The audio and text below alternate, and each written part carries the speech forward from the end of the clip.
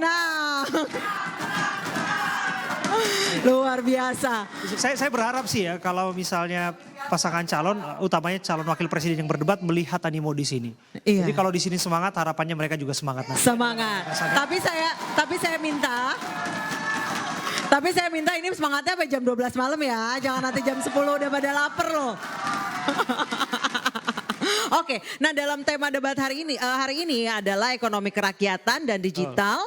Kita tadi sudah membahas, nah di segmen ini sedikit tadi pertanyaan saya ke Michael, nanti saya minta tolong Michael untuk menjawab. Tapi sebelumnya di debat kali ini kita juga membahas soal pajak dan infrastruktur. Biasanya para karyawan itu lekat dengan tiap Maret sibuk lapor SPT. Betul, itu salah satunya. Tapi pada faktanya memang hari-hari ini kita nggak bisa lepas dari pajak. Kita makan restoran, kita bayar pajak. Kita bikin usaha, ada ataupun jadi karyawan ada PPh di sana. Yeah. Kemudian juga pajak bumi bangunan, kemudian kendaraan dan sebagainya. Kita lihat dulu yang satu ini. Kalau langsung mungkin saya nggak terlalu ngalamin ya, karena saya nggak pernah, alhamdulillah belum pernah pakai BPJS sih, sakit juga belum terlalu itu. Cuman mungkin buat masyarakat yang lain sih yang dapat. Manfaat mungkin secara langsung dari pembangunan infrastruktur, jalan, penerangan. Walaupun memang ada beberapa jalan mungkin di musim penghujan yang bolong gitu kan, tapi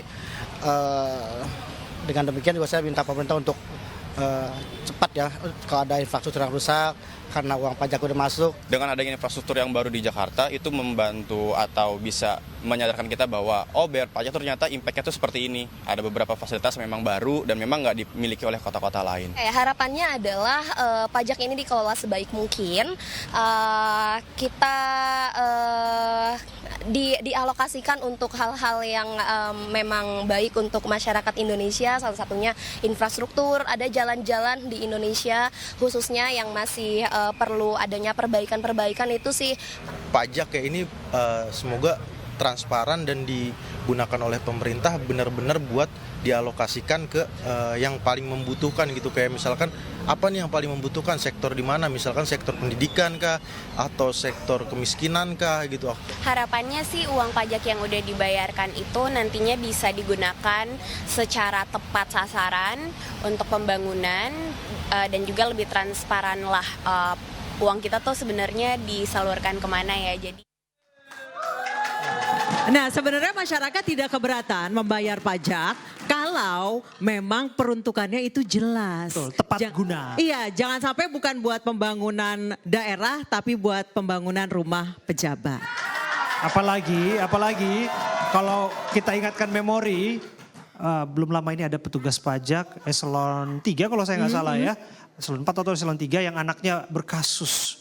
Nah, Masih ingat kasus Mario? masih ingat. Rafael Aluntri Sambodo. Nah hal kayak gini kan menyakitkan hati rakyat. Dan ternyata kekayaannya di mana-mana. Dan juga semoga pajak untuk memperbanyak transportasi umum bukan transportasi pribadi pejabat. Oke. Nah sebelum kita membahas soal pajak dan bagaimana cara untuk supaya maksimalisasi penggunaan pajak untuk masyarakat. Saya mau melanjutkan tadi pertanyaan saya ke Michael. Michael, saat ini startup tengah diterpa oleh badai pengaruh inflasi. Sementara anak-anak sekarang top of mind itu startup gitu. Maunya kerja di startup. Sebenarnya apa solusi untuk startup yang permasalahannya biasanya tidak jauh dari soal investment atau pembiayaan? Ya. Saya kira yang top of mind sekarang itu jadi YouTuber, bukan ya? YouTuber, oke. Ya, jadi kalau bicara soal startup, memang masa krisis di dunia startup ini kan sebenarnya berlangsung sudah cukup lama dari tahun lalu. Tax winter itu sudah dari akhir tahun lalu, tahun ini juga masih berkesinambungan, masih cukup panjang. Dan kalau saya ngobrol dengan teman-teman di dunia startup, banyak dari mereka juga mengakui memang ini adalah satu fase dari siklus ekonomi yang pasti dan harus terjadi. Supaya startup-startup yang hanya sekedar mengejar valuasi, tapi tidak punya inovasi, itu akan berguguran. Memang sekarang ada kesulitan untuk mencari investor, cari pinjaman, kejar profit. Nah ini adalah masa di mana kita memang harus mendorong supaya pemuda-pemuda di dunia startup yang mengedepankan kembali inovasi. Bukan sekedar mengejar target valuasi. Jadi ini terjadi bukan cuma di Indonesia tapi di berbagai negara lain termasuk di Amerika sendiri. Dan dampaknya terasa ratusan ribu orang yang kehilangan pekerjaan di dunia IT startup. Tapi saya yakin dengan misalkan contoh ada AI udah muncul, pasti akan ada gairah kembali. Karena ya dulu 2000-an awal juga pernah ada di Amerika .com burst. Jadi ada masa-masa di mana perusahaan teknologi juga sempat jatuh, tapi faktanya bangkit lagi. Nah jadi pertanyaan buat kita generasi muda, apalagi yang tertarik dengan ekonomi digital, adalah di tengah masa-masa yang lagi sulit untuk ekonomi digital ini, untuk dunia startup, kita tetap harus bersiap menyambut peluang berikutnya. Dan butuh kepemimpinan yang kuat, kepemimpinan yang inovatif, yang gerak cepat untuk mempersiapkan generasi muda agar bisa menyambut pada saat nanti ada inovasi yang akan muncul. Termasuk adanya sekarang AI.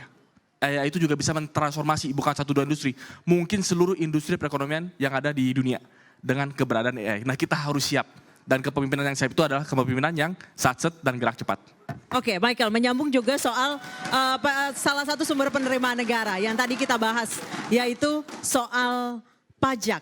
Nah, tadi kita membahas soal startup dan bisa jadi mungkin suatu saat mungkin startup bisa mengajukan proposal ke lembaga negara untuk pembiayaan. Nah, sejauh ini menurut Anda bagaimana optimalisasi penerimaan pajak di Indonesia? Karena jujur sebagai warga negara Indonesia yang taat bayar pajak, berapapun pajaknya, kalau yang dibangun itu jelas, kalau peruntukannya jelas dan manfaat buat masyarakatnya itu jelas, kita tidak keberatan. Ya. Seperti apa? Ya, jadi kalau pajak ini kan ada yang bilang selama ini pendekatannya itu adalah berburu di kebun binatang. Artinya yang sudah teridentifikasi sebagai wajib pajak itu terus yang akan dikejar dan ditingkatkan mungkin targetnya. Memang ya harus ada variasi baru. Artinya memang banyak aktivitas ekonomi yang bisa kita identifikasi termasuk di dunia digital. Kita juga harus mengantisipasi bahwa dunia digital ini bisa termonitor di dalam sistem perpajakan kita, sehingga nilai tambahnya juga bermanfaat bagi Indonesia. Sekarang juga kan banyak aplikasi itu yang perdagangannya mungkin volumenya besar, tapi aplikasinya dari luar. Sehingga tidak terrekord dengan cukup baik. Nah ini yang harus kita tingkatkan. Jadi pengawasan aktivitas ekonomi dan bagaimana kita bisa melihat bahwa pajak itu sebagai instrumen pembangunan bangsa, tapi juga ada kontribusinya kembali kepada perekonomian, sehingga orang-orang juga merasa tadi bayar pajak itu ada manfaatnya kok gitu. Nah untuk bisa melibatkan masyarakat supaya partisipatif, dari Ganjar Mahfud akan mendorong bahwa memang harus ada transparansi. Transparansi penggunaan anggaran, transparansi dari pendapatan dan belanja itu sangat penting. Jadi kita mau libatkan masyarakat di dalam proses penyusunan dan perencanaan ke depan. Iya, saya bergeser ke Bang Marco ya. Kalau disinggung mengenai transparansi, menurut Anda apakah pengelolaan pajak saat ini sudah betul-betul transparan dan akuntabel? Ya, saya rasa persoalan lebih mendesaknya bukan soal transparansinya, tapi soal bocornya di dalam pengumpulan pajak kita. Bocor seperti apa yang Anda maksud? Jadi bagi kami kebijakan pajak itu jelas. Satu, jangan menaikkan tarif, tetapi tingkatkan pengumpulan pajak dan minimalkan kebocoran pajak gitu. Setuju tuh. Kebocoran apa yang Anda maksud? Bocor halus, bocor tipis, atau rembes? Kebocoran itu macam-macam ya. Ada yang tidak terkumpul, jadi sebetulnya pendapatan yang tidak terkumpul adalah kebocoran. Tapi tentu juga kita tahu ada korupsi. Ya, kita masih banyak lah mendengar laporan-laporan tentang itu juga kebocoran. Gitu. Kebocoran ketiga tadi sudah disebut penggunaan yang tidak tepat dari anggaran negara gitu. Misalnya 1% saja anggaran untuk IKN itu bisa dipakai untuk memperbaiki 900 lebih kilometer jalan yang rusak di seluruh Kalimantan. Jadi perlu ada ketepatan penggunaan. Jadi sudah benar tadi itu yang kita dengar dari rakyat. Kami tidak keberatan bayar pajak asal penggunaannya benar dan pengumpulannya benar. Jangan lupa bahwa pajak itu adalah pengeluaran bagi rakyat, ya kan? Bagi negara itu penerimaan. Nah kita udah bayar pajak, kita masih lagi bayar yang lain-lain. Saya ke Bang Daniel. Bang Daniel bagaimana? Langsung ditanggapi Bang Daniel. Iya, Sebutkan ke IKN. Ya, Pajak rakyat untuk IKN. ketika kita bicara pajak, kita bicara dua dimensi, dua hal. Pertama sisi pendapatan, kedua sisi pengeluaran atau sisi belanja kita sebutnya. Pak Prabowo sejak awal sudah bicara tentang istilah yang digunakan bocor tadi.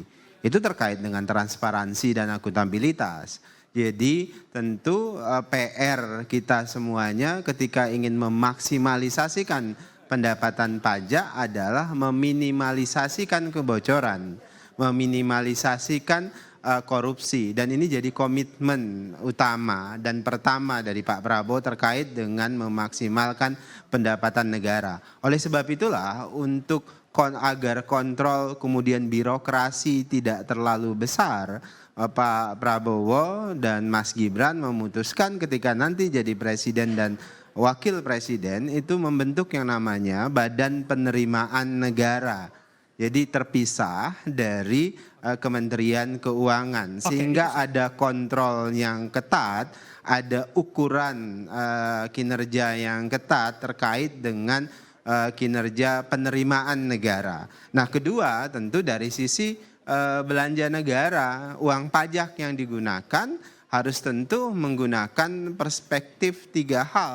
Pertama dia ekonomis, kemudian kedua efisien, kemudian ketiga efektif. Nah, inilah yang menjadi concern Pak Prabowo, memastikan uang negara itu didapatkan secara maksimal, dibelanjakan secara ekonomis, efisien dan efektif.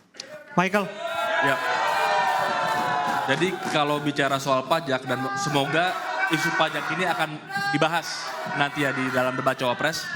Ini juga adalah salah satu kekuatan Pak Mahfud. Prof. Mahfud memang bukan orang pajak, tapi orang hukum. Tapi kaitan pajak dan hukum ini sangat erat sebenarnya. Bahwa dalam kita berusaha ada pajak, urusan dengan pemerintah. Salah satu urusan terbesar pengusaha dan pemerintah apa? Pajak. Urusan terbesar rakyat dan pemerintah apa? Pajak. Nah, hubungan antara pemerintah dengan swasta dan masyarakat, ini perlu ada kepastian hukum yang jelas. Supaya adil. Karena kalau nggak adil, ada orang yang taat, ada yang tidak taat, yaitu makanya target kita nggak pernah tercapai. Termasuk di dalam belanjanya, bisa ada kebocoran. Prof. Mahfud pernah dalam berbagai kesempatan menyebutkan bahwa kalau saja tidak ada kebocoran, kalau tambang-tambang ilegal bisa ditertibkan, kalau banyak aktivitas-aktivitas ini bisa ada ketegasan, dan itu yang Prof. Mahfud punya, bahkan warga negara Indonesia bisa punya penghasilan 20 juta rupiah per bulan. Kalau itu bisa kita tertibkan. Karena potensi bangsa kita besar, sumber dayanya besar, tapi perlu ketegasan. Artinya Anda menggarisbawahi mengenai law enforcement di sana. Bukankah pada prakteknya Menko Polhukamnya adalah Prof. Mahfud MD yang seharusnya dia bisa menjalankan apa yang tadi Anda sampaikan? Beberapa kalau kita lihat 1 tahun 2 tahun ke belakang banyak hal yang Prof. Mahfud berani angkat pada saat orang-orang lain masih takut-takut angkat. Termasuk adanya transaksi janggal ratusan triliun itu Prof. Mahfud yang berani bersuara supaya ditelisik lebih dalam lagi, lebih jauh lagi. Dan di berbagai kesempatan tersebut Prof. Mahfud menunjukkan bahwa ini komitmen yang harus kita utamakan dan kedepankan. Jadi perlu penegakan hukum yang lebih kuat, orang hukum, perspektif hukum untuk menciptakan ekonomi yang kuat. Ada satu buku kalau saya boleh tambahkan sedikit, Why Nations Fail, itu membahas tentang ekonomi dunia, peradaban dunia. Dan kesimpulan dari buku itu apa? Yang membuat ekonomi bangsa itu bisa maju, bisa kuat, elemen paling penting adalah institusi. Harus ada institusi yang kuat, kepastian hukum, rule of law. Nah, Prof. Mahfud sudah pernah di eksekutif, pernah legislatif, dan juga pernah 5 tahun menjadi ketua Mahkamah Konstitusi. Punya pengalaman untuk membangun institusi. Jadi kalau kita bicara ekonomi Indonesia mau kuat ke depan, Indonesia Emas 2045, perlu ada institusi yang kuat. Dan Prof. Mahfud akan bawa itu. Oke, baik. Saya kembali ke Bang Marco. Bang Marco, beberapa waktu lalu Caimin itu sempat ngomong tukang beca tidak bisa menikmati jalan tol. Jadi maksudnya jalan tol tuh nggak berguna atau gimana? Caimin itu. Caimin ya, Caimin. Caimin. Jadi begini, infrastruktur itu adalah alas. Kalau orang tidak punya mobil pribadi dan tidak mampu atau tidak ada angkutan umum, orang nggak bisa pakai jalan tol kan? Karena harus bayar tuh jalan tol itu. Tapi kalau jalan umum, Anda bisa pakai gitu. Apalagi kalau ada angkutan umum. Jadi yang mau ditekan oleh Caimin sebetulnya adalah selain membangun infrastruktur yang kita sebut dalam bahasa Indonesia prasarana, harus dibangun juga sarananya.